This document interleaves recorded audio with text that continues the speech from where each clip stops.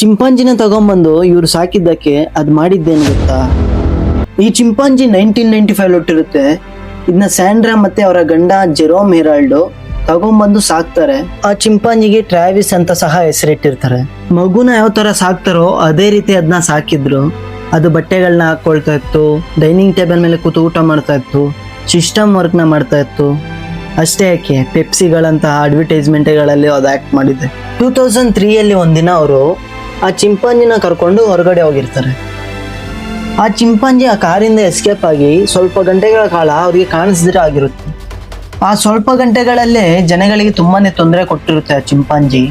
But ಪ್ರಾಣಿ ಸಂರಕ್ಷಣಾಧಿಕಾರಿಗಳು ಯಾರಿದ್ದಾರೆ ಅವ್ರು ಅದನ್ನ ತಗೊಂಬಂದು ಮತ್ತೆ ಇವ್ರ ಹತ್ರ ಕೊಟ್ಟು, ಈ ತರ ಡೇಂಜರಸ್ ಪ್ರಾಣಿಗಳನ್ನ ಸಾಕೋದ್ರಿಂದ ತುಂಬಾ ತೊಂದರೆಗಳಿರುತ್ತೆ, ನೋಡ್ಕೊಳ್ಳಿ ಅಂತ ಹೇಳಿರ್ತಾರೆ.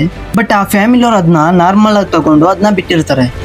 16 ಫೆಬ್ರವರಿ 2009 ಸ್ಯಾಂಡ್ರಾ ಹೆರಾಲ್ಡೋ ಅವರ ಫ್ರೆಂಡ್ ಚಾರ್ಲಾ ನ್ಯಾಶ್ನ ಚಿಂಪಾಂಜಿನ ಕೇಜ್ ಒಳಗಡೆ ಆಗ್ಬೇಕು ಅಂತ ಸಪೋರ್ಟ್ಗೆ ಕರೆದಿರ್ತಾಳೆ. ಚಾರ್ಲಾ ನ್ಯಾಶು ಸ್ಯಾಂಡ್ರಾ ಅವರ ಮನೆ ಹತ್ರ ಎಂಟರ್ ಆಗ್ತಾ ಇದ್ದಾಗಲೇ ಸ್ಯಾಂಡ್ರಾ ಹೆರಾಲ್ಡೋ 911ಗೆ ಕಾಲ್ ಮಾಡಿ ಏನ್ ಹೇಳ್ತಾಳೆ ಅಂತ ಕ್ಲಿಯರ್ ಆಗಿ ಕೇಳಿಸ್ಕೊಳ್ಳಿ. What's the problem there?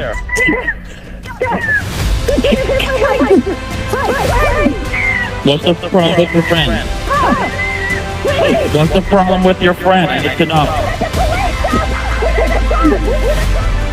ಚಾರ್ಲಾ Nash enter ಆಗ್ತಾ ಇದ್ದಾಗಲೇ ಈ ಚಿಂಪಾಂಜಿ ಅವರ ಮೇಲೆ ಅಟ್ಯಾಕ್ ಮಾಡಿ ಅವರ ಕೈಗಳು, ತುಟಿಗಳು, ಮೂಗು, ಅವರ ಕಣ್ಣು ರೆಪ್ಪೆಗಳ ಸಮೇತವಾಗಿ ಕಿತ್ತು ಬಿಸಾಕಿರುತ್ತೆ. ಈ ಇಮೇಜಲ್ಲಿ ನೀವು ನೋಡ್ಬೋದು ಯಾವ ಥರ ಅಟ್ಯಾಕ್ ಮಾಡಿದೆ ಅಂತ. ಚಾರ್ಲಾ ಹೆರಾಲ್ಡೋ ಪೊಲೀಸರಿಗೆ ಕಾಲ್ ಮಾಡಿದ್ದಾದ್ಮೇಲೆ ಪೊಲೀಸರು ಸಹ ಅಲ್ಲಿಗೆ ಎಂಟರ್ ಆಗ್ತಾರೆ. ಆ ಚಿಂಪಾಂಜಿ ಆ ಪೊಲೀಸ್ ಮೇಲೇನೂ ಅಟ್ಯಾಕ್ ಮಾಡಕ್ ಹೋಗುತ್ತೆ.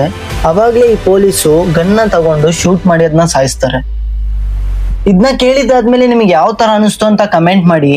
ಹಂಗೆ ನಮ್ಮ ಚಾನಲ್ನ ಸಬ್ಸ್ಕ್ರೈಬ್ ಮಾಡ್ಕೊಳ್ಳಿ. ಅವಾಗಲೇ ನಾವು ನೆಕ್ಸ್ಟ್ ಅಪ್ಲೋಡ್ ಮಾಡೋಕ್ಕೆ ನಮಗೂ ಮೋಟಿವೇಶನ್ ಸಿಗುತ್ತೆ. ಸಬ್ಸ್ಕ್ರೈಬ್ ಮಾಡಿಕೊಂಡು ಸಪೋರ್ಟ್ನ ತೋರಿಸಿ. Thank you.